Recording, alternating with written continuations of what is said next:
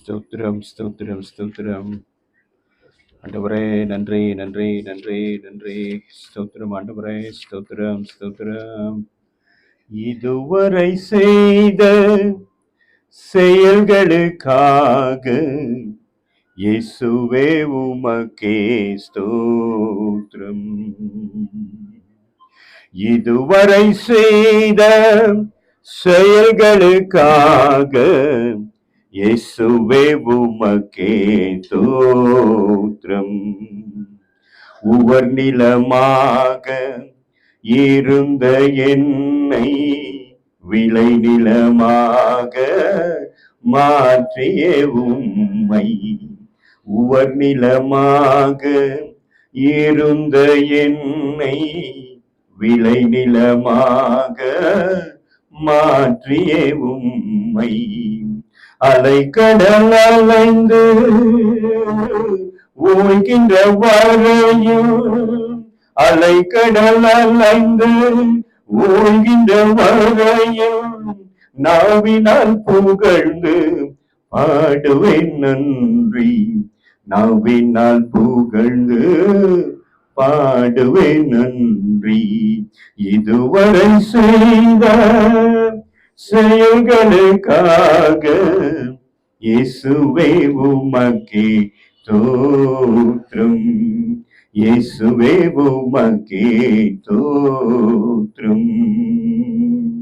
தனிமரமாக இருந்த என்னை கனிமரமாக மாற்றிய உம்மை, தனிமரமாக இருந்த என்னை கனிமரமாக மாற்றிய உம்மை, திசைகளும் கோள்களும் அசைகின்ற வரையும், திசைகளும் கோள்களும் அசைகின்ற வரையும் இன்னிசை முழங்கியே பாடுவேன் நன்றி, இன்னிசை முழங்கியே பாடுவேன் நன்றி. இதுவரை செய்த செயல்களுக்காக இயேசுவே உமக்கே ஸ்தோத்திரம், இயேசுவே உமக்கே ஸ்தோத்திரம். உம் சித்தம் செய்திட அழைத்தவர் நீரே, சொந்தமாய் என்னையே ஏற்றுக்கொள்வீரே. உம் சித்தம் செய்திட அழைத்தவர் நீரே, சொந்தமாய் என்னையே ஏற்றுக்கொள்வீரே. சோர்விலும் தாழ்விலும் சோதனையாவிலும்,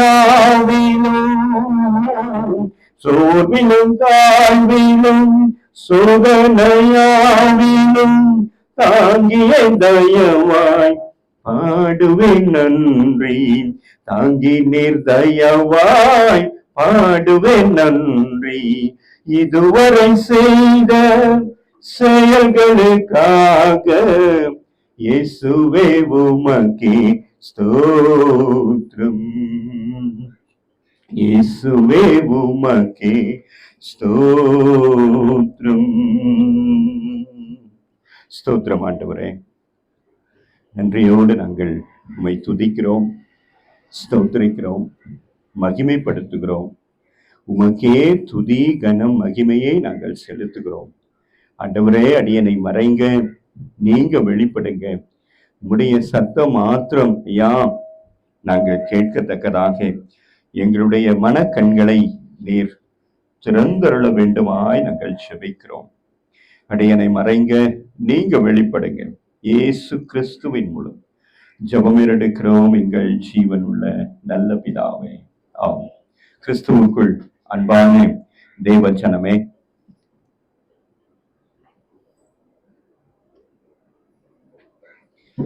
உங்கள் யாவரையும் ஆண்டவராகிய இயேசு கிறிஸ்துவின் இனிதான வல்லமையான பெரிதான நாமத்தினாலே நாங்கள் வாழ்த்துகிறோம். தேவன் உங்கள் ஒவ்வொருவரையும் ஆசீர்வதித்து காப்பாராக.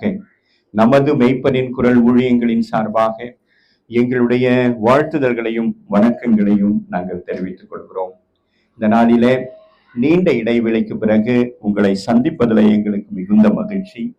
இந்த வாய்ப்பை கர்த்தர் ஏற்படுத்தி கொடுத்தபடியினாலே கரங்களை தட்டி ஆண்டவரை மகிழ்ச்சி. அதே போல எனக்கு இந்த வாய்ப்பை கொடுத்த உங்களுடைய ஊழியர் அவர்களுக்கும், சபை மணியும், பொறுப்பாளர்கள், தலைவர்கள், தாய்மார்கள், வாலிப பிள்ளைகள், சிறு பிள்ளைகள் மாத்திரமல்ல, இந்த சபை ஸ்தாபிக்கப்படுவதற்கு காரணமாக இருந்து கொண்டிருக்கிற அத்துணை நல்ல உள்ளங்களையும் இந்த நேரத்தில் நினைவு கூர்ந்து அனைவருக்கும் எங்களுடைய நன்றிகளையும் ஸ்தோத்திரங்களையும் ஏறெடுக்கிறேன். கர்த்தர் உங்களை ஆசீர்வதிப்பார். நீங்கள் பலுகுவீர்கள், பெருகுவீர்கள். தேவனுக்கு பிரியமான சாட்சி உள்ள மக்களாக இந்த பகுதியில நீங்கள் செழித்து வளருவீர்கள் என்று கர்த்தருடைய பெயராலே நாங்கள் வாழ்த்துகிறோம். ஹல்லேலூயா, ஹல்லேலூயா, ஹல்லேலூயா. இன்றைக்கு நம்முடைய தென்னிந்திய திருச்சபையின் அட்டவணையின்படி ஒரு விசேஷமான தலைப்பு கொடுக்கப்பட்டிருக்கிறது. அது என்ன தலைப்பு என்றால், மிஷன் வித் கிரைஸ்ட் ஸ்பிரிட். கிறிஸ்துவின் ஆவியோடு கூட பணி என்ற ஒரு உன்னதமான தலைப்பை நாம் பெற்றிருக்கிறோம். அந்த அடிப்படையில தான் நாம் இன்றைக்கு வேத பகுதிகளை அனைத்தையும் நாம் வாசித்தோம். நமக்கு இந்த செய்திக்கு ஆதாரமாக கொடுக்கப்பட்டிருக்கிற வசனம் சங்கீதங்களின் புஸ்தகம் 105 முதலாவது சங்கீதத்தை வாசியுங்கள். கர்த்தரை துதித்து அவருடைய நாமத்தை பிரஸ்தாபமாக்குங்கள். அவருடைய செய்கைகளை ஜனங்களுக்குள்ளே பிரசித்தப்படுத்துங்கள். அவரை பாடி அவரை கீர்த்தனம் பண்ணுங்கள். அவருடைய அதிசயங்களை எல்லாம் தியானித்து பேசுங்கள். ஸ்தோத்திரம். ஹல்லேலூயா, ஹல்லேலூயா, ஹல்லேலூயா. நான் செய்திக்கு போறதுக்கு முன்பாக ஒரு முக்கியமான கருத்தை, இது நாம் இந்த தலைப்பின் அடிப்படையிலான கருத்து என்பதனால் அதை நான் உங்களுக்கு நினைவுபடுத்த வேண்டும் என்று விரும்புகிறேன். இப்ப நம்முடைய ஊழியர் அவர்கள் ஜெப குறிப்பு கொடுக்கும்போது அவர் சொன்ன குறிப்புகள்ல விசேஷமான ஜெப குறிப்பு, ஆண்டவருடைய பணியை நாம் செய்ய வேண்டும், ஆண்டவருக்காக எழும்பி பிரகாசிக்க வேண்டும் என்று அவர் நமக்கு ஜெப குறிப்பை கொடுத்தார். ஆனால் பிரியமானவர்களே, ஏன் இவ்வளவு பிரயாசங்கள் நாம் எடுத்தும் நம்மால அதை சரியாக செய்ய முடியவில்லை என்பதை நாம் புரிந்து கொள்ள வேண்டும். காரணம், ஆண்டவரை நாம் எப்படி தொழ வேண்டும் என்பதுல நாம் தெளிவாக இருக்க வேண்டும். ஆண்டவரை நாம் எப்படி தொழ வேண்டும்? இப்ப உலக பிரகாரமான மக்கள் எப்படி தொழுகிறார்கள், நாம் எப்படி தொழுகிறோம் என்று நீங்கள் சீர்தூக்கி பார்ப்பீர்களானால் ஒரு வித்தியாசத்தை நீங்கள் காண முடியும். சொல்ல முடியுமா உங்களால என்ன வித்தியாசம் சொல்ல முடியுமா? சரி, பரவாயில்ல, நானே சொல்றேன், நானே சொல்லுகிறேன். அதாவது, நாம் ஆண்டவரை எப்படி தொழுகிறோம் என்றால், ஆண்டவர் எப்படி விரும்புகிறாரோ அப்படிதான் அவரை தொழுகிறோம். ஹல்லேலூயா. ஆனால் மற்ற நம்பிக்கை உள்ளவர்கள் எப்படி ஆண்டவரை தொழுகிறார்கள் என்றால், அவர்கள் விருப்பம் போல் தொழுகிறார்கள், அவர்கள் விரும்பியதை செய்து தொழுகிறார்கள். நான் சொல்றது புரியுதா? தெளிவா புரியுதா? அப்ப நமக்கும் மற்றவர்களுக்கும் உள்ள வேறுபாடு ஒன்று இருக்கிறது. என்ன வேறுபாடு என்றால், நாம் நமக்கு இஷ்டமானபடியெல்லாம் நம்ம தொழ முடியாது. நாம இஷ்டப்பட்டெல்லாம் தொழவே முடியாது. நான் எப்படி தொழணும் என்று பரிசுத்த வேதாகமும் எனக்கு சொல்லி இருக்கிறதோ, அல்லது ஆண்டவருக்கு பிரியமானது எதுவோ அதை நான் செய்துதான் அவரை தொழ வேண்டுமே ஒழிய, நான் நினைத்தத போல நான் விரும்பிய காரியங்களை, எனக்கு விருப்பமான காரியங்களை கர்த்தருக்கு நான் கொடுத்தோ செலுத்தியோ நான் செய்ய முடியாது. புரியுதா? புரியுதா? நம்ம ரொம்ப தெளிவா புரிஞ்சுக்கொள்ளணும். இது நம்பர் 1. இரண்டாவது ஒரு முக்கியமான காரியம் இருக்கிறது. இரண்டாவது முக்கியமான காரியம் என்ன? இது ஓய்வு நாள். ஓய்வு நாள் என்பது என்ன தெரியுமா உங்களுக்கு? எத்தனை பேருக்கு தெரியும்? எல்லாருக்கும் தெரியும். யாராவது ஒரு கருத்து சொல்ல முடியுமா? என்ன ஓய்வு நாள்ல நாம என்ன செய்யணும் தெரியுமா உங்களுக்கு? என்ன சொல்லுங்க? அவருக்காக செலவு செய்யணும். Very good. வாசிங்க ஏசாயா தீர்க்க தரிசன புஸ்தகம் 58வது அதிகாரம் 13வது வசனம். தெளிவா இருக்கிறது, புரிஞ்சு கொள்ளுங்க. என் பரிசுத்த நாளாகிய ஓய்வு நாளில உனக்கு இஷ்டமானதை நீ செய்யக்கூடாது. அடுத்தது, உன் காலை விலக்கி உன் வழிகளின்படி நடவாமல் உனக்கு இஷ்டமானதை செய்யாமல் உன் சொந்த பேச்சை பேசாமல் ஓய்வு நாளை மனமகிழ்ச்சியின் நாள் என்றும் கர்த்தருடைய பரிசுத்த நாள் என்றும் மகிமை உள்ள நாள் என்றும் சொல்லி அதை மகிமையாக எண்ண வேண்டும். அல்லேலூயா. இது இரண்டாவது முக்கியமான காரியம். இது மறந்துடவே கூடாது. இதுக்கு மாற்றே கிடையாது. ஆண்டவர் மாத்திட்டாரு, அப்படி இப்படி செய்யலாம், அப்படி செய்யலாம், எதுவுமே கிடையாது. புரிந்து கொள்ளுங்க. மூன்றாவது மிக முக்கியமான குறிப்பு, ஆவியானவருக்கு நாம் இடம் கொடுக்க வேண்டும். கரெக்டா? ஆவியானவருக்கு நாம் இடம் கொடுக்கணும். ஆவியானவர் என்னை எப்படி நடத்துகிறாரோ அப்படி நான் செயல்பட வேண்டும். நான் அதை விட்டு நான் செயல்படுவேனானால் ஆண்டவர் அங்க இருக்கவே மாட்டார். புரிந்து கொள்றீங்களா? புரிந்து கொள்ளுங்கள். வாசியுங்கள் யாத்ராகமம் 23வது அதிகாரம்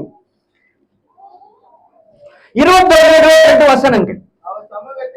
அவர் சமூகத்தில் எச்சரிக்கையாக இருந்து அவர் வாக்குக்கு செவி கொடு, அவரை கோபப்படுத்தாதே, உங்கள் துரோகங்களை அவர் பொறுப்பதில்லை, என் நாமம் அவர் உள்ளத்தில் இருக்கிறது.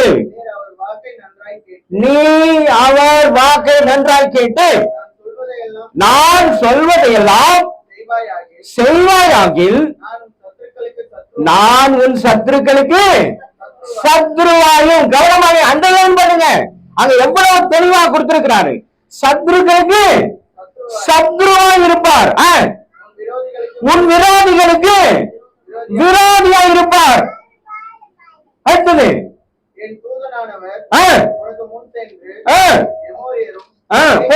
போதும். தயவு செய்து இந்த விசேஷங்களை புரிஞ்சு கொள்ளணும். நாம புரிஞ்சு கொள்றதே கிடையாது. இதை நாம புரிஞ்சிக்காம நான் ஒண்ணு செஞ்சு அவர் ஒண்ணு சொல்லியிருக்கிறாரு, அதை விட்டுடுவோம். நான் வெறுமனே ஜெபம் பண்ணிட்டு இருந்தேன்னா வேலைக்கு ஆகாதுங்க. தெரியுமா உங்களுக்கு? வெறும் ஜெபம் பண்ணிட்டு உட்கார்ந்து இருந்தேன்னா ஒரு பிரயோஜனமும் கிடையாது. முதல்ல ஜெபம்னா என்ன தெரியுமா? நமக்கு ஜெபம்னா என்ன? ஜெபம் is nothing but communication. Only தகவல் அனுப்புற ஒரு கம்யூனிகேஷன் சிஸ்டம் தான் ஜெபம். இப்ப நாம கம்யூனிகேஷன் பண்ணனா என்ன பண்றோம்? டெலிபோன் எடுக்கிறோம், போன் எடுக்கிறோம், போன் எடுத்து என்ன பண்றோம்? நம்பர் போடுறோம், நம்பர் போட்டு பேசுறோம், அவ்வளவுதாங்க. புரிந்து கொள்ளுங்கள், ஜெபமே எல்லாம் கிடையாது. ஜெபத்தினால் நான் எல்லாவற்றையும் பெற்றுக்கொள்வேன் என்பது என்ன அப்படின்னா தவறாக புரிந்து கொண்டிருக்கிறோம்.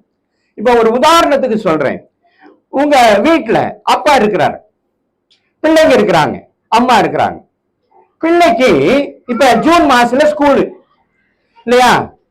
பிள்ளை என்ன சொல்லுவோம் அப்பா கிட்ட? அப்பா ஃபீஸ் கட்டணும், துணி எடுக்கணும், ரைட்டா, புக்ஸ் வாங்கணும் அப்படின்னு சொல்லுதுன்னு வைங்க. ரைட்டா? சொன்னா அப்பா என்ன பண்ணுவாரு? உடனே பாக்கெட்ல கை விட்டு இந்தாமா வாங்கிக்கன்னு கொடுப்பாரா? அவரு நீங்க சொன்னதை கூட கேட்ட மாதிரியே தெரியாது. அவர் பாட்டுக்கு போயிட்டு இருப்பாரு. கரெக்டா? இப்ப பிள்ளை என்ன பண்ணும்? அம்மா கிட்ட போய், அம்மா அப்பா கிட்ட ஸ்கூல் ஃபீஸ் கட்டணும்னா பேசாம போறாருமா அப்படின்னும். அப்ப அம்மா என்ன தெரியுமா சொல்றாங்க? ஹலோ, நான் கேக்குறது புரியுது என்ன சொல்றது? அம்மா என்ன தெரியுமா சொல்லுவாங்க? அவருக்கு அப்படித்தாங்க, காதே கேட்காது. அவர் அப்படித்தாங்க, அவர் அப்படித்தாம்மா, காதே கேட்காது. ஒரு முறைக்கு 2 முறை சொன்னாலும் அது இப்படிப்பா போயிட்டு இருக்கு அப்படிம்பாரு. ஆனால் அவர் ஒரு சூழல்ல இருக்கிறாரு, அவர் கண்டுகிட்டெல்லாம் போகல, கண்டு கொண்டிருக்கிறார். நீங்க சொன்னதை அவர் செவியில தெளிவா வாங்கிட்டாரு. அப்போ அவருக்கு ஒரு உணர்வு, ஐயோ பிள்ளைக்கு ஃபீஸ் கட்டணும் அப்படின்றத உள் வாங்கிட்டாரு. இப்ப அவர் சந்தர்ப்பத்திற்காக வெயிட் பண்ணிட்டு இருக்கிறார், சூழ்நிலைக்காக வெயிட் பண்ணிட்டு இருக்கிறார். புரியுதா? தயவு செய்து புரிந்து கொள்ளுங்கள், தயவு செய்து புரிந்து கொள்ளுங்க. அப்ப ஆண்டவர் ஜெபத்தால எல்லாம் முடிஞ்சிரும் அப்படின்னா இது நமக்கு தேவையே கிடையாது. இது தேவையா? இது தேவையே கிடையாது. இதை எதுக்கு ஒண்ணு கொடுத்திருக்கிறார்? ரூல் புக்னு ஒண்ணு கொடுத்திருக்கிறாரு. எதுக்கு கொடுத்திருக்கிறாரு? ரூல் புக்னு ஒண்ணு கையில கொடுத்திருக்கிறாரு. எதுக்குன்னா, இப்ப ஒரு விஷயத்த பாசிங்க, எனக்கு நான் நேரம் கடந்து போயிட்டே இருக்கிறேன். சரி, ரைட், நீங்க முதல்ல அது பார்க்கலாம். சங்கீதம் 1-2 வசனத்தை வாசிங்க. கர்த்தருடைய இல்லம்மா, 1-2 முதல் 1வது வசனம் 2வது வசனம். துன்மார்க்கருடைய ஆலோசனையில் நடவாமலும் பாவிகளுடைய வழியில் நில்லாமலும் பரியாசக்காரர் உட்காரும் இடையில் உட்காராமலும் கர்த்தருடைய வேதத்தில் பிரியமாயிருந்து இரவும் பகலும் அவருடைய வேதத்தில் தியானமாயிருக்கிற மனுஷன் பாக்கியவான். போதுமா? அப்ப ஒருவன் பாக்கியவானா இருக்க வேண்டுமானால் 2 விஷயத்தை கண்டிப்பா செய்யணும். துன்மார்க்கத்தை விளக்கணும், ஆண்டவருடைய வழியில நடக்கணும். ரைட்டா? இது நமக்கு ரூல்ல கொடுத்திருக்கிறது. ரூல் இது ரூல். இந்த ரூலை நான் விட்டுட்டு நான் வெறுமனே ஜெபம் பண்ணேன்னா நான் பாக்கியவானா இருக்க முடியாது. ரைட்டா? அப்ப ஜெபம் பண்ணுங்கள். நான் ஜெபத்தை தவறு என்று சொல்லவே கிடையாது. ஞாபகம் வச்சுக்கொள்ளுங்க, ஜெபம் தவறானது கிடையவே கிடையாது. ஜெபம் முக்கியம். அது ஹாட்லைன் மாதிரி. அது இப்ப சமீபத்துல ஒரு பிரச்சனை வந்தது இந்தியாவுக்கும் பாகிஸ்தானுக்கும். ரைட்டா? இப்ப அங்க ஒரு விஷயம் வெளிப்பட்டது. என்ன வெளிப்பட்டதுன்னா, 2 தலைவர்களும் ஹாட்லைன்ல பேசிக்கிட்டாங்க அப்படின்னு கேள்விப்பட்டிருப்பீங்க. அது மாதிரி நான் இங்க ரிசீவரை கையில எடுத்தனாலே அது யாருக்கு போகும்? ஏசப்பாவுக்கு போயிடும். நான் ரிசீவர். இப்ப அதுல ரொம்ப விசேஷமான ஒரு வார்த்தை இருக்குது. தானியேல் 9:23 வாசிங்க.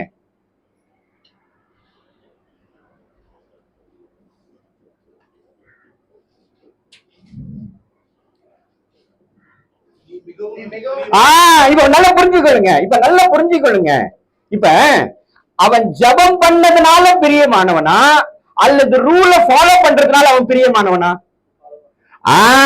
புரிஞ்சுக்கொள்ளுங்க. அப்ப அவன் ரூல ஃபாலோ பண்ற ஒரு மனிதன் யாரு?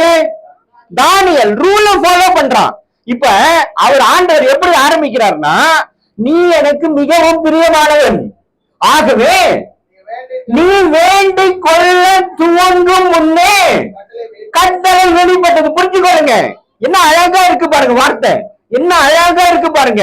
நீ அவர் எப்படி ஆரம்பிக்கிறார், அட்ரஸ் எப்படி பண்றாரு தானியேல்னா, நீ மிகவும் பிரியமானவன்.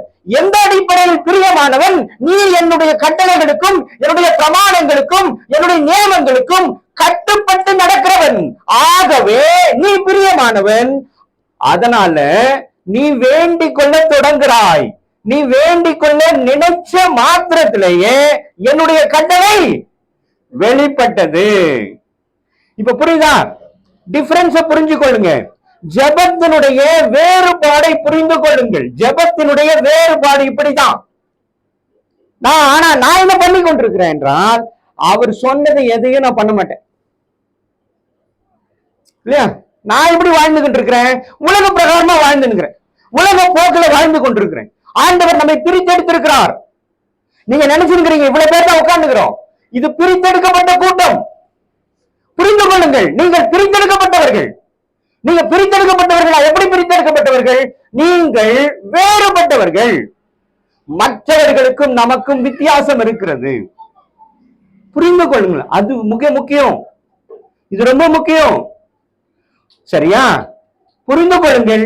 தயவு செய்து இந்த காரியங்களில நீங்கள் வேறு சிந்தை கொண்டு செயல்படுவீர்களானால் நிச்சயமாக ஆவியானவர் அதை பொறுத்து கொள்ளவே மாட்டார். இன்னைக்கு இவ்வளவு மோசமான காரியம் நம்முடைய உலகத்துல நடந்து கொண்டிருப்பதற்கு மிக முக்கிய காரணம் நாம் தான் என்பதை மறந்து விடாதீர்கள். நான் தான், வேற யாரும் கிடையாது. இந்த பகுதியில இங்க ஒரு சபை உருவாகி இருக்கிறதுனா இந்த பகுதி மக்களுக்கு வெளிச்சம் கொடுப்பதற்காக உண்டாக்கப்பட்டது. அப்ப நானே வெளிச்சம் கொடுக்கிறவனாக இல்லாத போது அவன் எப்படி வெளிச்சத்தை பெற முடியும்? புரிந்து கொள்ளுங்க. சரி, நல்ல கவனிங்க. இப்ப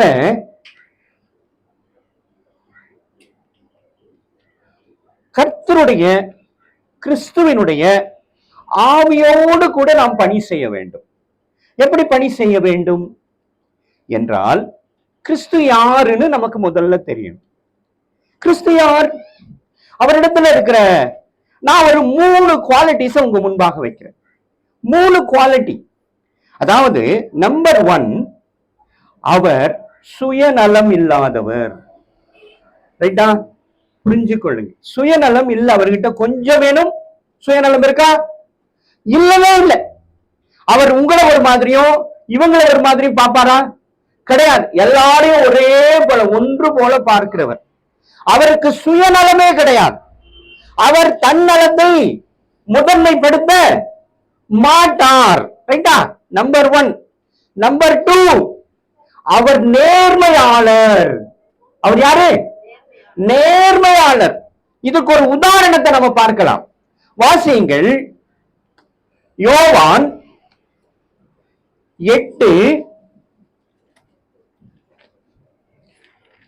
8வது அதிகாரம் 7வது வசனத்தை வாசி. அவரை கேட்டுக் கொண்டிருக்கையில் அவர் நிமிர்ந்து பார்த்து, உங்களில் பாவம் இல்லாதவன் இவள் மேல் முதலாவது கல்லெறிய கடவன். ஆமா, இந்த சம்பவம் நமக்கு நல்லா தெரியும்.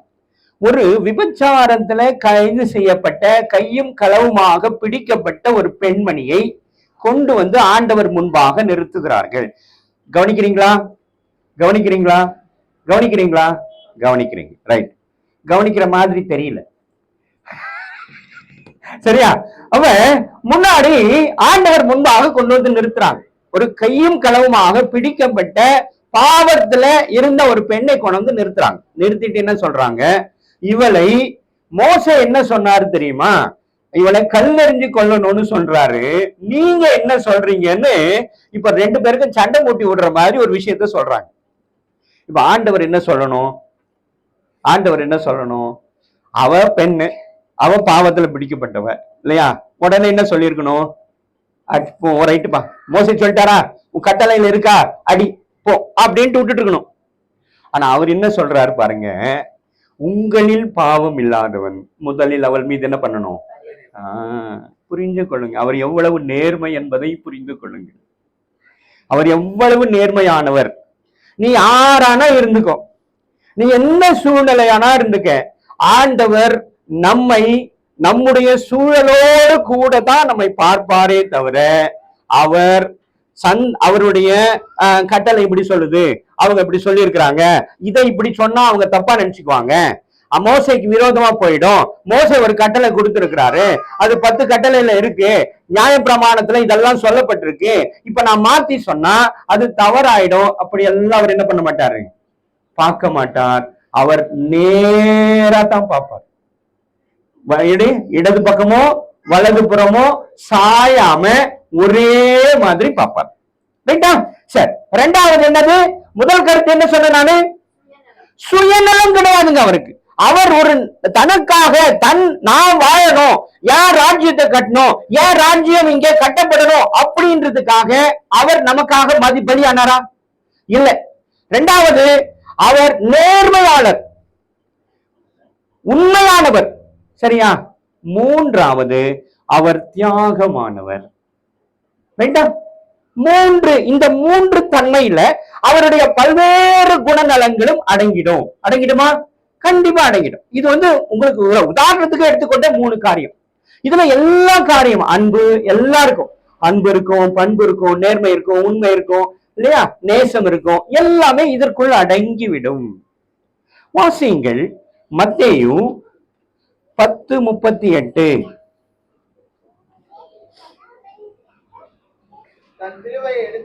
தன் சிலுவை எடுத்துக்கொண்டு என்னை பின்பற்றாதவன் எனக்கு பாத்திரனாகவே இருக்க மாட்டான் என்று வேதம் சொல்லுகிறது. இப்ப இந்த வசனம் எதை நமக்கு உணர்த்துகிறது என்று சொன்னால், எதை உணர்த்துறது கவனிக்கிறீங்களா?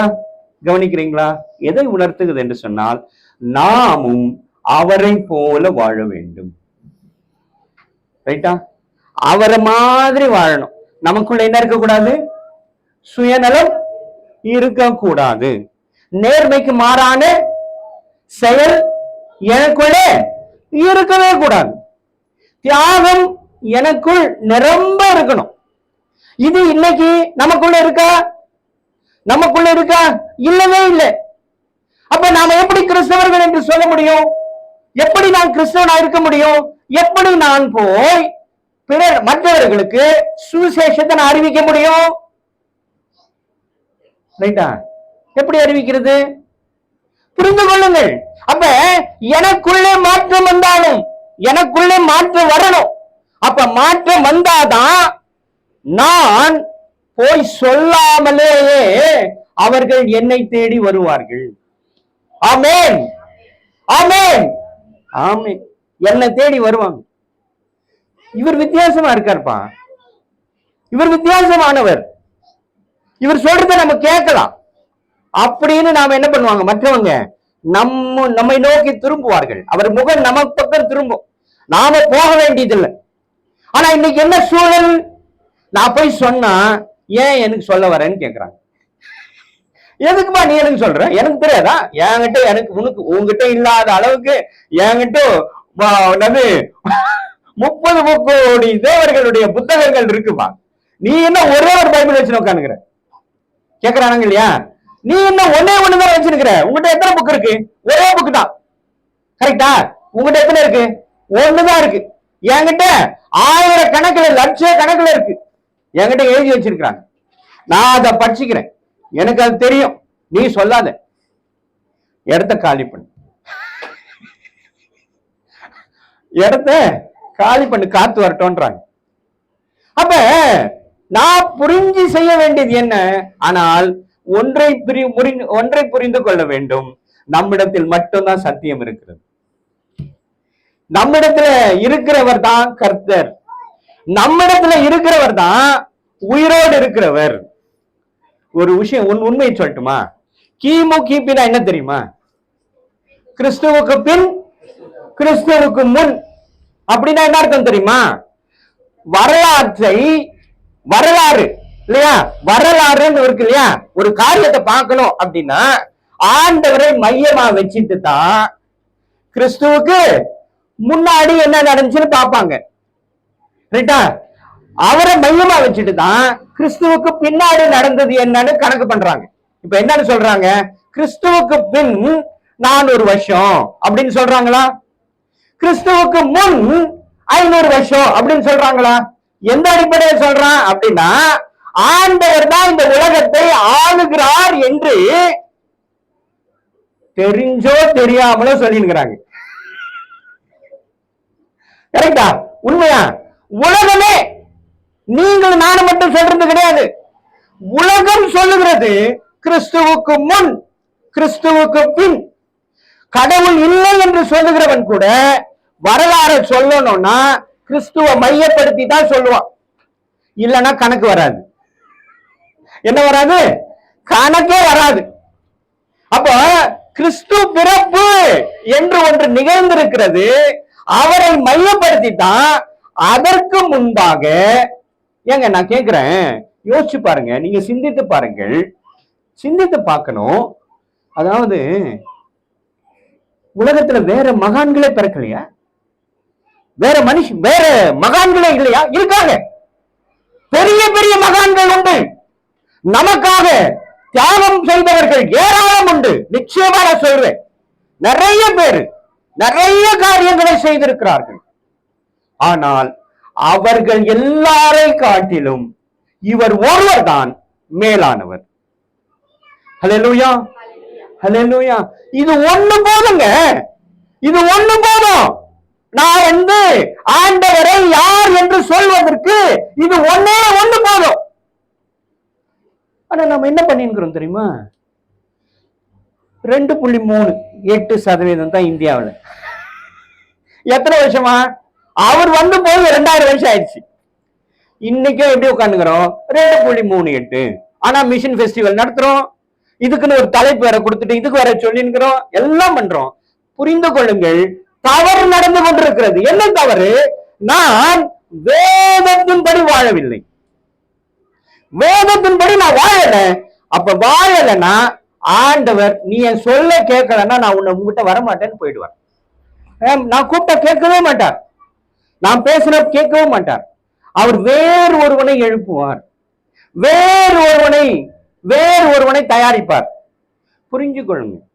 இது மாதிரி நிறைய பேசலாம், நிறைய பேசிக்கொண்டு இப்ப முக்கியமான காரியத்துக்குள் வந்து விடுகிறேன். ஏன்னா சகோதரர் வேற டைம் சொல்லியிருக்கிறாரு, ஆனா இங்கேயே டைம் ஆயிடுச்சு. இருந்தாலும் தயவு செய்து பொறுத்து கொள்ளுங்கள், நான் முக்கியம் முடிச்சு விடுறேன். நல்லா புரிஞ்சு கொள்ளுங்க. இப்ப முதல் காரியம் என்ன? மறந்துட்டீங்க, சுயநலம். ஆமா, சுயநலம் இல்ல. அப்படி இதுக்கு உதாரணம் புருஷர் யார் அப்படின்னா ஆபிரகாம். வாசிங்கள், ஆதியாகமம் 13வது அதிகாரம் 7, 8, 9 வசனங்கள்.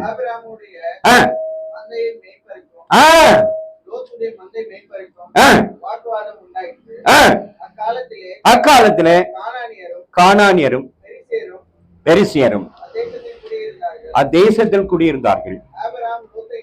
ஆபிரகாம் லோத்தை நோக்கி, எனக்கும் உனக்கும் என் மேய்ப்பருக்கும் உன் மேய்ப்பருக்கும் வாக்குவாதம் வேண்டாம், நாம் சகோதரர். வாசிங்க. இந்த தேசம் எல்லாம் உனக்கு முன் இருக்கிறது அல்லவா, நீ என்னை விட்டு பிரிந்து போகலாம். நல்லா புரிஞ்சு கொள்ளுங்க. ஆமா, இதுதான் இங்கதான் ஒரு முக்கியமான பாயிண்ட நம்ம புரிஞ்சு கொள்ளணும். ஆபிரகாமுக்கும் லோத்துக்கும் ஒரு பிரச்சனை. அவங்க ரெண்டு பேரும் அண்ணன். லோத் யாரு தெரியல. தம்பியா? எப்படி தம்பி? பாத்தீங்களா? இப்படி இருந்தா எப்படிங்க நியாயம் வந்து? இது என்ன நியாயம் சொல்லுங்க பார்க்கலாம். இது என்ன வகையில நியாயம் சொல்லுங்க பார்க்கலாம். இது என்ன நியாயம்? பிரதர் கொஞ்சம் யோசிச்சு பாத்தீங்களா? கொஞ்சம் தயவு செஞ்சு யோசிங்க. இதெல்லாம் இப்படி இருந்தா நம்ம எப்படி நம்ம போய் நான் எப்படி சூசைட் சொல்ல முடியும்? இப்ப அவன் கேக்குறான், லோத்து யாருங்க அப்படின்னு கேட்டா என்ன பதில் சொல்லுவோம்? ஆனா சகோதரன் இல்ல, அவன் மகன். சகோதரனா மகனா? மகன். ஏன்னா அவன் அண்ணன் பையன். அவனுடைய ஆபிரகாமுடைய சகோதரன் மகன் தான் லோத்து. அல்லேலூயா. கரெக்டா இல்லையா? என்ன நீங்க மறைச்சு பாக்குறது பார்த்தா எனக்கு பயமா இருக்குது. ரெண்டா, ஆபிரகாமுடைய சகோதரன் மகன் தான் யாரு? லோத்து. அப்ப ஆபிரகாமுக்கு அவன் யாருங்க? மகன்ங்க. ஏங்க சந்தேகப்படுறீங்க? மகன். முடிஞ்சு போச்சு, சந்தேகம் வேணாம். இப்ப இங்கேயே நம்ம சந்தேகப்பட்டோம்னா நான் எப்படி சூசைட் சொல்ல போறேன்? புரிந்து கொள்ளுங்க. மகன். இப்ப மகனுக்கும் அப்பாவுக்கும் தகராறு. ரைட்டா? அப்போ அவன் என்ன சொல்றான்? ஆனா மக அப்பா மட்டும் இல்ல, நீ யாரா இருந்தாலும் அப்படிதான் பேசியிருப்பான். யாரு? ஆபிரகாம். அப்படிதான் பேசியிருப்பான். யாரா இருந்தாலும், மூணாவது மனுஷனா இருந்தாலும் எப்படி பேசியிருப்பான்? இந்த வார்த்தையை தான் பேசியிருப்பான். அப்ப அவன் என்ன சொல்றான்? உனக்கு எனக்கும் என்ன வேண்டாம், வாக்குவாதம் வேணாம்ப்பா, நம்மளாம் சகோதரர்ப்பா. என்னப்பா நீ, உனக்கு ஒண்ணுமே புரிய மாட்டேங்குது. இப்ப நீ போலாம், நீ முடிவெடுத்துக்க, நீ போறதா இருந்தா போ. நீ இப்ப ஒரு விஷயம் புரிஞ்சு கொள்ளுங்க சிஸ்டர். கவனிக்கிறீங்களா? நல்லா கவனிங்க. ஒரு விஷயத்தை புரிஞ்சு கொள்ளுங்க. இப்ப ஒரு பிரச்சனை வருது நமக்குள்ள வச்சுங்க, நம்ம குடும்பத்துல ஒரு பிரச்சனை வருது. நம்ம என்ன பண்ணுவோம்? உட்காந்து பேசுவோம். வெரிட்டு பேசுறோம். ஆனா பேசினாலும் முடிவாகல. என்ன பண்ணுவோம்? பேசினாலும் முடிவாகல.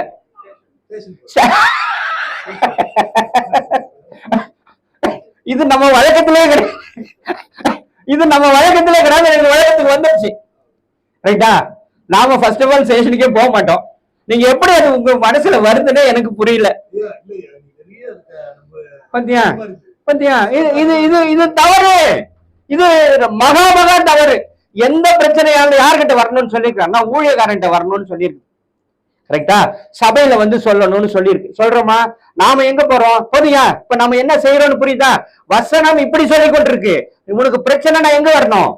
ஆலயத்துக்கு தான் வரணும், ஊழியக்காரர்கிட்ட தான் சொல்லணும். அவன் எதை வச்சு உனக்கு தீர்ப்பு சொல்லுவான்னா இதை வச்சு தீர்ப்பு சொல்லுவான் அப்படின்னு சொல்லி வச்சிருக்கிறாரு. இப்ப நீங்களே சொல்லிட்டீங்க, நான் இதை நினைக்கவே இல்லை, இது என் லிஸ்ட்லயே இல்ல, நீங்க அந்த லிஸ்ட்ல எனக்கு ஏத்திட்டீங்க. இப்ப உங்களுக்கு ஒரு பிரச்சனை, எங்க போறீங்க? கோர்ட்டுக்கு போறீங்க அல்லது போலீஸ் ஸ்டேஷனுக்கு போறீங்க அப்படின்னு நீங்களே முடிவு பண்ணிட்டீங்க, நீங்களே ஒத்துக்கினீங்க. நான் என்ன பண்றது? அப்போ என்ன அர்த்தம்னாக்கா நான் பைபிளை ஃபாலோ பண்ணலன்னு அர்த்தம். அப்ப நான் சுவிசேஷம் சொல்ல முடியாதுங்க. நான் சுவிசேஷம் ஒண்ணும் இல்லைங்க, எனக்கு கொஞ்சம் டைம் கொடுங்க, கொஞ்சம் டைம் கொடுங்க, தயவு செஞ்சு தப்பா எடுத்துக்காதீங்க. நான் ஒரு சபைக்கு போயிருந்தேன் வேலூர்ல. ஒரு சபையில போய் நான் பேசிட்டு இருக்கிறேன், அன்பு குறித்து பேசுறேன். அப்ப அன்பு குறித்து பேசும்போது பேசி செய்தியெல்லாம் முடிச்சுட்டு எல்லாம் ஜெபம் பண்ணிட்டு போயிட்டாங்க. ஊழியக்காரர் வந்தாரு என்கிட்ட, ஐயா சூப்பரா இருந்துச்சுயா, ஐயா சூப்பரா இருந்துச்சு. சரிங்க, இதனால இது வழக்கமா தானே சொல்றது தானே, எல்லாரும் சொல்றது தானே. சரிங்க. இல்லையா, எங்களால பேச முடியாதுயா.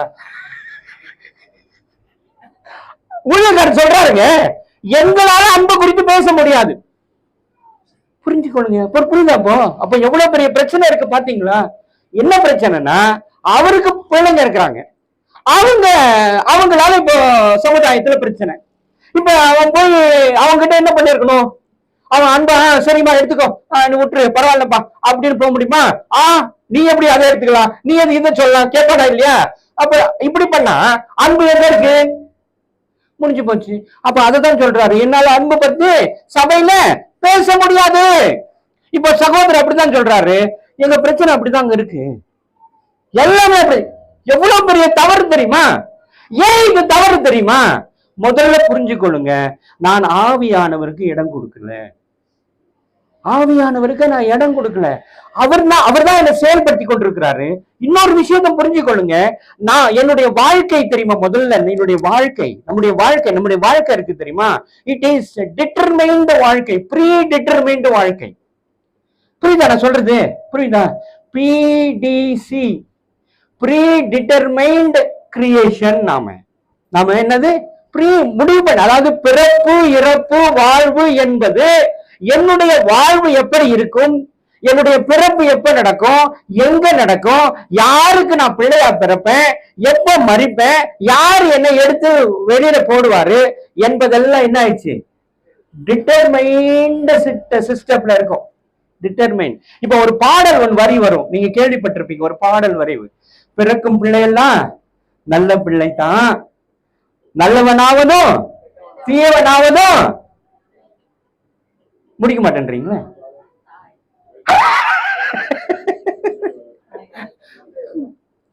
மத்தியா தாயின்றாங்க தந்தன்றாங்க, ஆனா ரெண்டு பேருமே கிடையாது. உலகம் சூழலை சார்ந்துதான் நான் தப்பா வரணும், நல்லவன் ஆவறதும் அப்படிதான். ரைட்டா? சூழல். அப்போ ஆண்டவர் என்னை என்ன நோக்கத்துக்காக படைச்சாருன்றதை நான் முடிவு பண்ணணும். இப்ப ஆண்டவருக்கு என்னுடைய பிறப்பு முடிவாயிட்டுதான் அவருக்கு சொல்லியிருக்கா, அவருக்கு தெரியும் என்னுடைய பிறப்பு எப்போ, என்னுடைய முடிவு எப்போ, எல்லாம் அவருக்கு தெரியும். அப்போ என்னை இப்படிதான் அப்படின்னு ஒரு முடிவு பண்ணி என்னை உருவாக்கி இருக்கிறாரு. ஆனால் நான் வெளியில வந்த உடனே என்னுடைய சூழலை சார்ந்து நான் மாறி விடுகிறேன். ஆகவே நான் தவறானவனாக மாறிவிடுகிறேன். புரியுதா? ஆனால் நான் என்ன பண்ணிருக்கணும்? நான் பர்பஸ புரிஞ்சு, எனக்கு ஒரு பர்பஸ் இருக்குப்பா, எனக்கு ஒரு நோக்கம் இருக்கு, அந்த நோக்கத்தை நோக்கி நான் பயணிக்கணும். அந்த நோக்கம் யாருடையது? யாருடைய கருத்தில் இருக்கிறது என்றால் ஆண்டவருடைய கருத்தில் இருக்கிறது. ஆகவே நான் அவரை கேட்டு கேட்டு கேட்டு செய்வேன் என்று சொன்னால் என்னுடைய பாதை மாறுமா? மாறாது. அவருடைய நோக்கத்தின்படி போய் முடிவு பெறும், வெற்றி அடையும்.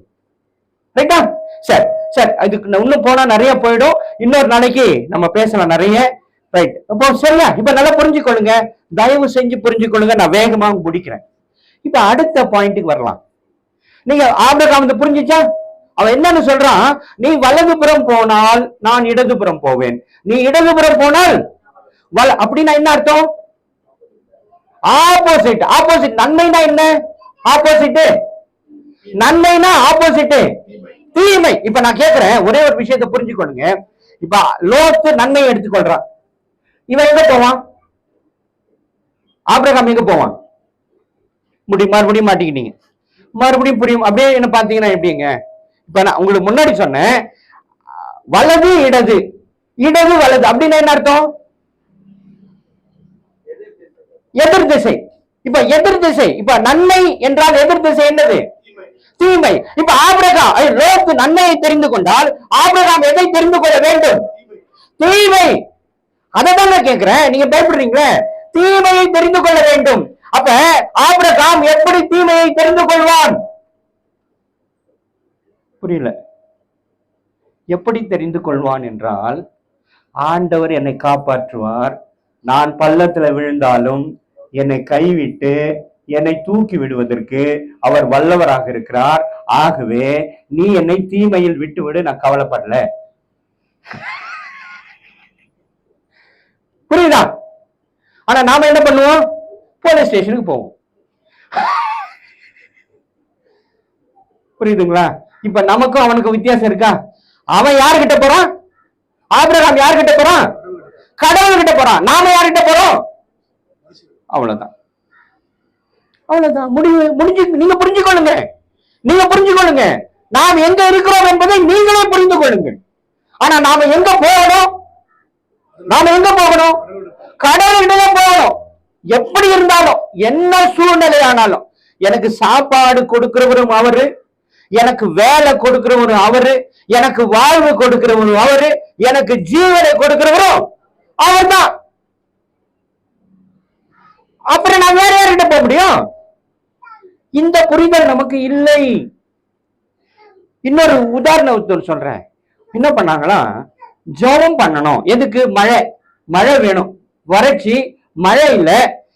சபையில ஆயர் என்ன சொல்லியிருக்கிறாரு, அம்மா எல்லாரும் வந்துருங்க, நாம மழைக்காக இன்னைக்கு ஜெபம் பண்ணலாம். புரிஞ்சுக்கொள்ளுங்க, இது நடந்த உண்மை, இது நடந்தது. இப்ப எல்லாரும் ஜெபம் பண்றதுக்காக எங்க வந்தாங்க? ஆலயத்துக்கு வந்தாங்க. ஆனா வரும்போது ஒரு சிறு பிள்ளை மட்டும் கொடை எடுத்துட்டு வந்துச்சா. எதுக்கு? அவர் என்ன, அவர் எதுக்கு போறோம்? நம்ம மழைக்காக ஜெபம் பண்ண போறோம். இப்ப நம்ம ஜெபம் பண்ண என்ன நடக்கும்? மழை வரும். மழை வந்தா நான் எப்படி வீட்டுக்கு போக முடியும்?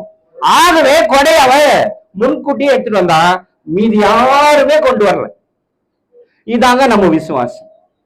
நான் சொல்றது புரியுதா? இதுதான் நம்முடைய விசுவாசம். முதல்ல நான் என்னை மாற்றிக்கொள்ள வேண்டும், அப்புறம் அடுத்ததுக்கு போலாம். முதல்ல நான் சரி பண்ணிக்கணும், என்ன சரி பண்ணிக்கணும், என் வீட்டை சரி பண்ணணும். அதை விட்டுட்டு நான் சுவிசேஷம் அறிவிப்பேன். அறிவிங்க, வேணான்னு யார் சொன்னது? ஆனா முதல்ல யாரு சரி பண்ணிக்கணும்? நாம முதல்ல நான் சரியாக வேண்டும். ரைட்டா? சரி, இப்ப ரெண்டாவது என்ன சொன்னேன்? ரெண்டாவது பத்தியா மறந்துட்டீங்க? நேர்மை. இதுக்கு உதாரணம் யார் என்றால் யோசேப்பு. வாசிங்க ஆதியாகமம் 37 2வது வசனம் வாசிங்க. யாக்கோபுடைய சந்ததியின் வரலாறு. யோசேப்பு 17 வயதிலே தன் சகோதரனுடனே ஆடுகளை மேய்த்துக் கொண்டிருந்தான். அந்த இளைஞன் சில்பால் என்னும் தன் தகப்பனுடைய மறுமனை ஆட்டிகளின் குமாரனோட இருந்து அவர்களுடைய துன்மார்க்கத்தை தன் தகப்பனுக்கு. ஆமா, போதுமா? இப்ப நாம இதை எப்படி புரிஞ்சு கொண்டிருக்கிறோம் தெரியுங்களா? அவன் யோசேப்பு நாம என்னன்னு சொல்றோம்? அவன் கோல் பூட்டின்னு சொல்லிட்டு. ரைட்டா? நம்ம அப்படிதான் புரிஞ்சு வச்சிருக்கிறோம். நாம எப்படி புரிஞ்சு வச்சிருக்கிறோம்? அவன் கோல் மூட்டுறவங்க அப்படின்னு நினைச்சுக்கிறோம். அப்படி அல்ல, அவன் நேர்மையாளன். ஆகவே தவறானது ஒன்று நடக்கும் போது அவனை அது பாதிக்கிறது. அதை உடனே போய் தகப்பனுக்கு என்ன பண்றான்? சொல்லுறான் அப்படின்னு நாம நினைக்கவே இல்லை. நாம என்ன நினைச்சுக்கிறோம், அவன் கோல் முட்டுறான்ப்பா, அவன் கோல் முட்டி. அப்படி சொல்லிதான் அவனுடைய சகோதரர்கள் அனைவரும் அவனை வெறுத்தார்கள். யாராவது நல்லது செய்யறான்ப்பா, அவனுக்கு தீமை அவனுக்கு உதவாதுப்பா, அவன் ஒத்துக்க மாட்டான்ப்பா, அவன் நேர்மையானப்பா, அவன் நேர்கோட்டில் நடக்கிறவப்பா, அவனுக்கு இது பிடிக்காது அப்படின்னு யாராவது சொன்னாங்களா? யாரும் சொல்ல. இதான் பிரச்சனை. ரைட். 39:8-9 வசன வாசிங்க. அந்த நேர்மை எங்க வரைக்கும் போது பாருங்க. அவனோ அவளை நோக்கி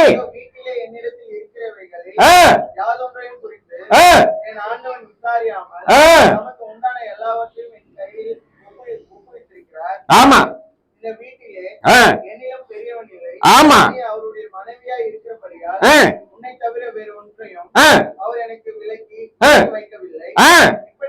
இப்படி இருக்க இத்தனை பெரிய பொல்லாங்கை உடன்பட்டு புரியுதுங்க. பாருங்க எங்க வரான் பாருங்க. தேவனுக்கு அவர் எங்க பாத்துறாங்க, அவர் பாக்குறாரா? இங்க உட்கார்ந்து இப்ப பாத்துக்கிறாரா? நமக்கு தெரியுமா? நமக்கு தெரியாதுல்ல. நம்ம கண்ணுல தெரியுதா அவர் என்ன பாக்குறாரா பாக்கலையா? எதுவுமே தெரியாது. ஆனால் அவன் சொல்லுகிறான், நான் தேவனுக்கு விரோதமாக இந்த பெரிய பொல்லாப்பை செய்வது. புரிஞ்சு கொள்ளுங்க. நாமெல்லாம் இப்போ மாற போறோம்? இப்போ எப்படி இந்த மாற்றங்கள் நமக்கு வரப்போகுது? நமக்கு இந்த மாற்றம் வரணுமா இல்லையா? நாம சொல்றோமா? இன்னைக்கு அது சொல்றோமா? நான் ஆண்டவருக்கு விரோதமா இந்த பாவத்தை நான் எப்படிங்க செய்யறது? நீங்களே சொல்லுங்க. நான் எப்படி செய்ய முடியும்? நான் செய்ய முடியாதுப்பா, நான் செய்ய முடியாதுயா, தயவு செஞ்சு புரிஞ்சுக்கப்பா, நான் செய்யக்கூடாது, ஆண்டவர் ஒத்துக்க மாட்டாரு சொல்றோமா? இல்ல. நாம உலகத்தோட தான் ஓடி இருக்கிறோம். நாம ஒரு பக்கம் அல்லேலூயா அல்லேலூயா ஆமென் ஆமென் கர்த்தாவே கர்த்தாவே. வாசிங்க மத்தேயு 22:7-22-23-24 வசனங்கள்.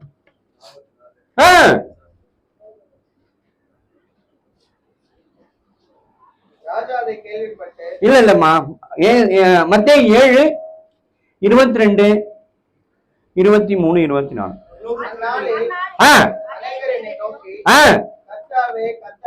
கர்த்தாவே கர்த்தாவே உமது நாமத்தினாலே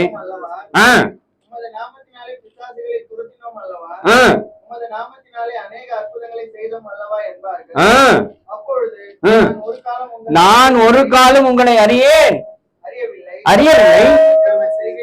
அக்கிரம செய்கைக்காரரே என்னை விட்டு அகன்று போங்கள். போதுமா? இன்னைக்கு ஊழியக்காரனை பார்த்து அப்படித்தான் சொல்லி கொண்டிருக்கிறார் ஆண்டவர். ஞாபகம் வைத்துக் கொள்ளுங்கள். ஏன்னா எந்த ஊழியக்காரனும் கூட ஆண்டவரை என்ன பண்ற முழுமையா பற்றி கொள்ளவில்லை. எல்லாரும் என்ன பண்றாங்க? வேஷமாக மனுஷன் திரிகிறான் என்றுதான் இன்றைய சூழல். வேஷமா தான் தெரியும். இப்ப நீங்களே சொன்னீங்க இல்லையா, உங்களுக்கு ஒரு பிரச்சனை, எங்க போறீங்க? Police station. ஊழியக்காரனா தான் செஞ்சிருக்கிறான், ஊழியக்காரனா தான் செய்யறாங்க, ஊழியக்காரன் அதான் செஞ்சிருக்கிறான். அப்ப என்ன அர்த்தம்? அப்ப ஆண்டவர் எதுக்கு இருக்கிறாரு? ஆண்டவர் ஒருத்தர் வச்சுக்கிட்டு நீ ஆண்டவருடைய நம்பிக்கைக்குரியவன் ஊழியக்காரன் சொல்லிக்கிட்டு நீ என்ன செஞ்சிருக்கிற? நீ அதைதான் செய்யற. அப்ப ஆண்டவர் என்ன சொல்லுவாரு? அக்கிரம செய்கைக்காரரே என்னை விட்டு அகன்று போங்க. அவன் சொல்றான், நான் உமது நாமத்தினாலே பிசாசுகளை துரத்தினேன், நான் உமது நாமத்தினாலே அற்புதங்களை செய்தேன், நான் உமது நாமத்தினாலே தீர்க்க தரிசனம் சொன்ன. போயா வெளியேன்றான். நீ போயிட்டு தயவு செஞ்சு கண்ணுல நிக்காத. எவ்வளவு பெரிய தவறு செஞ்சுக்கிறாங்க. தயவு செஞ்சு புரிந்து கொள்ளுங்க. சரி, இப்ப நல்லா புரிஞ்சு கொள்ளுங்க. இப்ப மூன்றாவது காரியம் தியாகம். யார் அதுக்கு சாட்சி? யாரு அது சான்றா வருவார்னா ஸ்தேவானை கொண்டு வந்து நிறுத்தலாம். இப்ப பாருங்க, நான் உங்களுக்கு 3 ஆண்டவருடைய தன்மைகள் கண்டுபிடிச்சோம். ஆண்டவர் யாரு? அவர் தன்னலம் இல்லாதவர், அவர் நேர்மையாளர், அவர் தியாகமானவர் என்று நாம் சொன்னோம். அதற்கு வசனத்திலேயே உதாரண புருஷர்கள் இருக்கிறார்கள். ஆபிரகாம், அவனை எதுக்கு சொல்லலாம்? அவனை தன்னலம் இல்லாதவன் என்பதற்கு அடையாளமாக பார்க்கலாம். நேர்மையாளனுக்கு யோசேப்பை பார்க்கலாம். தியாகம் என்ற சொல்லுக்கு யாரை பார்க்கலாம்? ஸ்தேவானை பார்க்கலாம். அப்போஸ்தலர் 7 கடைசி வசனத்தை வாசிங்க.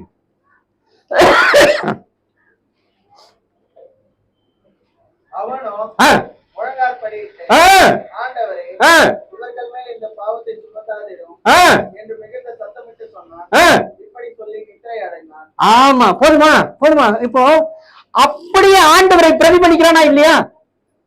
ஆண்டவரை எப்படி பிரதிபலிக்கிறான்? ஆண்டவரை பிரதிபலிக்கிறான் எப்படி சொல்லுங்க பார்க்கலாம். பிதாவே இவர்களுக்கு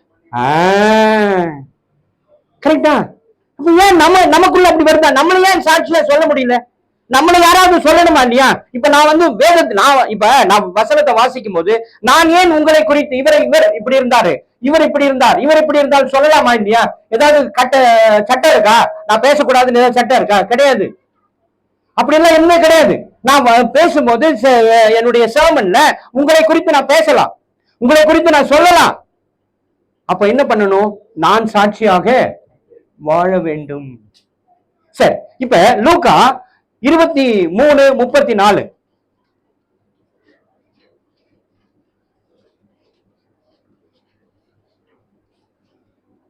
அப்பொழுது இயேசு பிதாவே இவருக்கு பாருங்க, ரெண்டு பேரும் ஒரே வார்த்தையை சொல்றாங்க பாருங்க. அங்கே ஸ்தேவான் சொன்னான், அதற்கு முன்பாக ஆண்டவர் சொல்லிவிட்டு போனார். ஆண்டவர் இதே வார்த்தையை தான் பயன்படுத்தினார். பிதாவை இவர்களுக்கு மன்னியும், தாங்கள் செய்கிறது இன்னதற்கு அறியாது இருக்கிறார்கள் என்று ஆண்டவராக இயேசு கிறிஸ்து சிலுவையில் மொழிந்த முதல் வார்த்தை, அதே வார்த்தையை ஸ்தேவான் சொல்றாருங்க. ஸ்தேவான் சொல்றான். இப்போ எவ்வளவு நாம பின்தங்கி இருக்கிறோம் என்பதை புரிந்து கொள்ளுங்கள். சரி, இதுல ஒரு உண்மையை சொல்லி நான் முடிக்க விரும்புகிறேன். ஒரு உண்மையை சொல்லி முடிக்க விரும்புகிறேன். ஏன்னா நாம இன்னொரு தவறையும் செய்து கொண்டிருக்கிறோம். என்ன தவறு என்பதையும் நாம் பார்த்துக் கொள்ளலாம். இப்ப முதல் வார்த்தை என்ன வார்த்தை?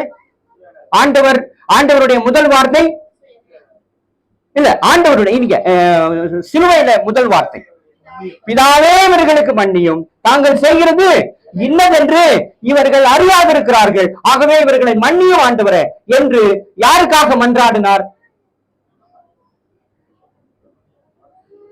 கரெக்டுமா?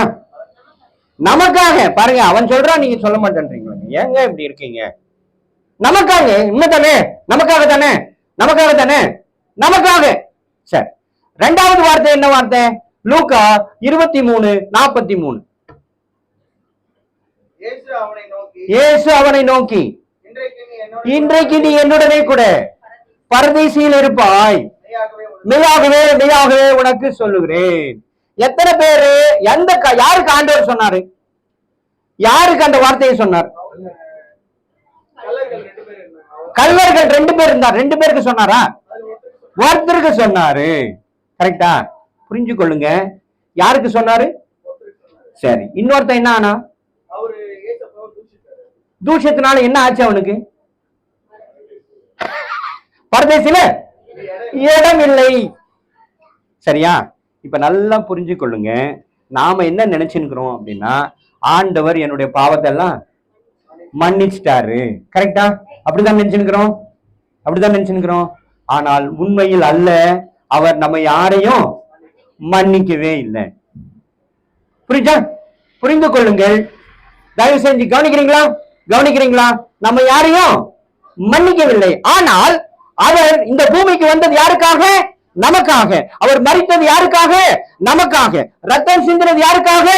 நமக்காக.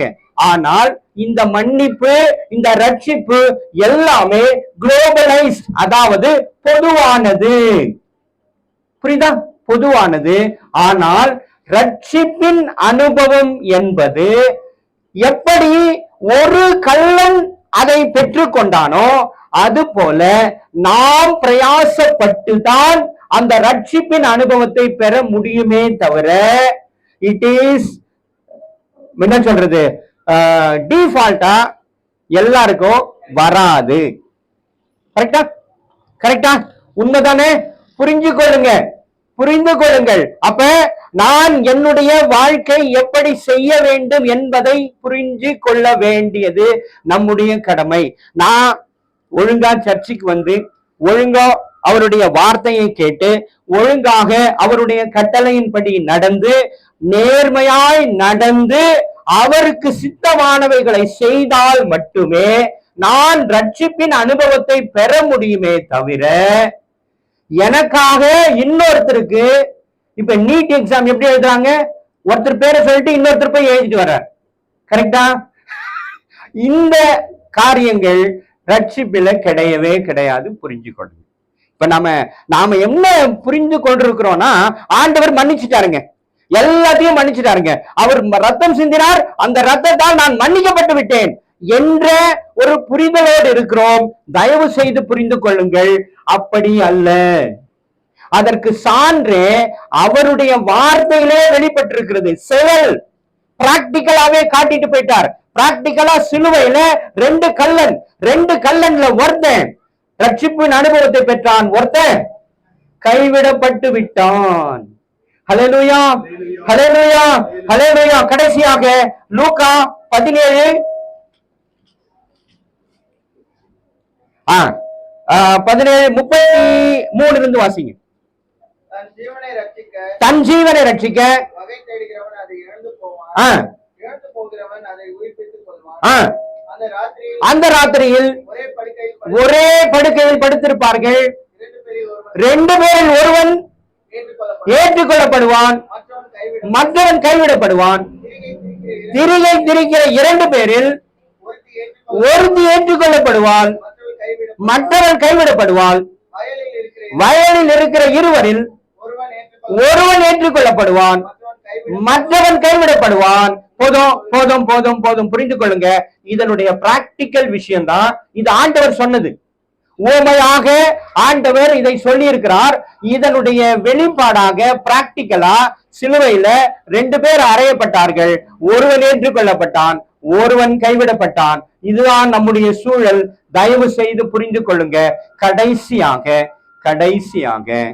மத்தேயு 28:18-19-20 வசனங்கள் சமீபத்தில் வந்து அவர்களை நோக்கி வானத்திலும் பூமியிலும் சகல அதிகாரம். முதல்ல நம்பர் 1, இதுல 3 முக்கியமான காரியத்தை நம்ம புரிஞ்சு கொள்ளணும். நீங்க நல்லா குறிச்சுக்கங்க, தயவு செய்து குறித்துக் கொள்ளுங்கள். நம்பர் 1, ஆண்டவர் என்ன சொல்றாருன்னா, எனக்கு தான் அதிகாரம் இருக்கிறது என்று ஆணித்தரமாக சொல்லி இருக்கிறார். புரிந்து கொள்ளுங்கள். வேற ஒருத்தருக்கும் அதிகாரம் கிடையாது. அதுக்கு சாட்சி நாமளே. கிமு கிபி அதுக்கு சாட்சி. ரைட்டா? ஆண்டவருக்கு தான் அதிகாரம். இந்த உலகம் அவரால் தான் இயங்கி கொண்டிருக்கிறது. அவர் சொன்ன இன்னொரு விஷயத்தை சொல்லட்டுமா? நான் கேட்கிறேன், இந்த 7 நாள் ஒரு வாரத்துக்கு எத்தனை நாள்?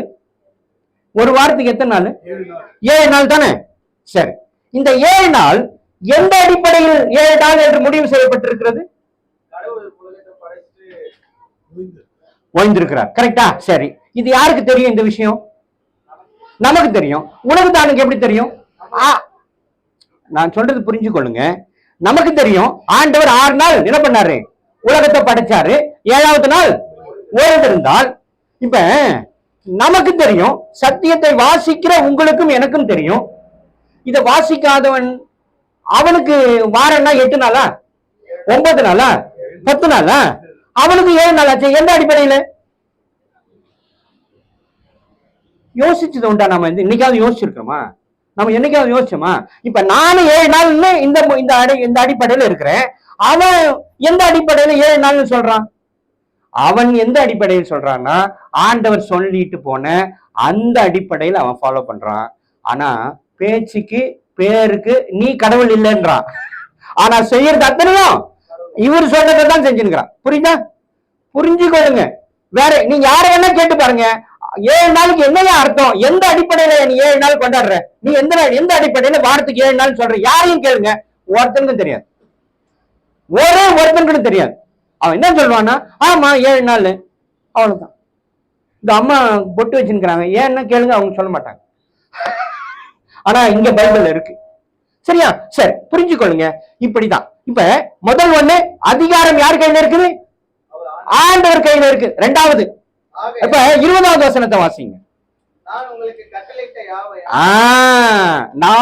உங்களுக்கு கட்டளையிட்ட யாவையும் அவர்கள் கை கொள்ளும்படிக்கு அவர்களுக்கு உபதேசம் பண்ணுங்கள். இது 2வது பாயிண்ட். இது 2வது பாயிண்ட். சுவிசேஷம் அறிவிக்க வேண்டுமானால் நாம் தெரிந்திருக்க வேண்டிய மிக முக்கியமான 3 கருத்து. Number 1, I have the power. யாரு? ஆண்டவர். 2வது என்ன சொல்றாருன்னா, நான் உனக்கு என்ன சொன்னனோ அதை அவர்கள் கை கொள்ளும்படிக்கு அவர்களுக்கு உபதேசம் பண்ணணும். என்ன சொன்னார்? நமக்கு என்ன சொன்னாரு? இப்ப நீ ஒண்ணும் வேண்டாங்க. இப்ப பேசணுமே 3 பாயிண்ட். சுயநலம் இல்லாதது, நேர்மை, தியாகம், இந்த 3 போய் சொல்லணும். அப்ப அவன் என்ன கேட்பான்னா, நீ செய்றியா? நீ செய்றியா? அப்ப நாம என்ன பண்ணணும்? நான் செஞ்சுட்டு அப்புறம் போய் சொல்லணும். இது புரிஞ்சுக்கொள்ளுங்க. இது நீங்களே சொல்லிட்டீங்க, உங்களுக்கே புரிஞ்சு போனது விஷயம். சிம்பிள். நான் செஞ்சுட்டு அவங்ககிட்ட போய் சொன்னா, நீ செய்யறப்பா, கரெக்ட், நானும் செய்வேன், இது கரெக்டா தான் இருக்கு, இது நல்லது, நீ சொல்றது கரெக்ட் தான்ப்பா, நீ செய்யற, நீ அதை அனுபவிக்கிற, அதனுடைய பலாபலனை நீ பாக்குற, ஆகவே நீ சொல்றது சரி, நான் ஃபாலோ பண்றேன் அப்படின்னு அவன் சொல்லுவான். 3வது பாயிண்ட்டுக்கு வாங்க. ஆகையால் நீங்கள் புறப்பட்டு போய் சகல ஜாதிகளையும் சீஷராக்கி.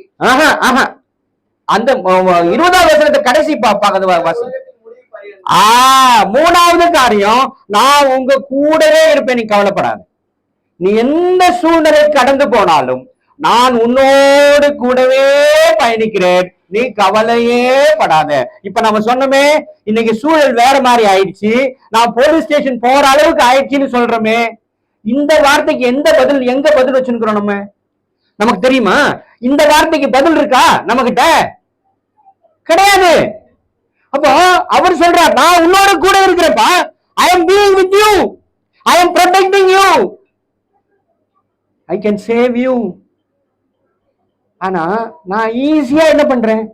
எனக்கு பிரச்சனை, நான் அங்க போகிறேன் என்று சொல்லிக் கொண்டிருக்கிறேன். மகா மகா தவறு என்பதை புரிந்து கொள்ளுங்கள். தலைகளை தாழ்த்துங்க, எழுந்துருங்க, ஒரு நிமிஷம் எழும்பி நில்லுங்க, தலைகளை தாழ்த்துங்க, கண்களை மூடுங்க, ஆண்டவருக்கு ஒப்பு கொடுங்க. தயவு செய்து புரிந்து கொள்ளுங்கள், நாம் வேறு காரியங்களை செய்து கொண்டிருக்கிறோம்.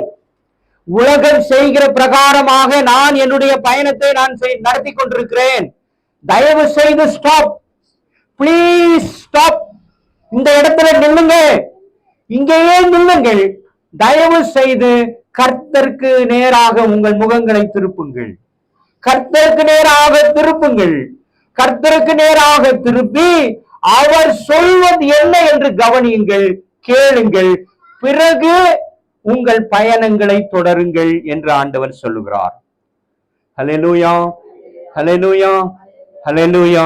ஆண்டவர் இன்றைக்கு பேசின இந்த வார்த்தைகள் நிச்சயமாக உங்களை தொட்டிருக்கும் என்று எனக்கு எல்லளவும் சந்தேகமே இல்லை.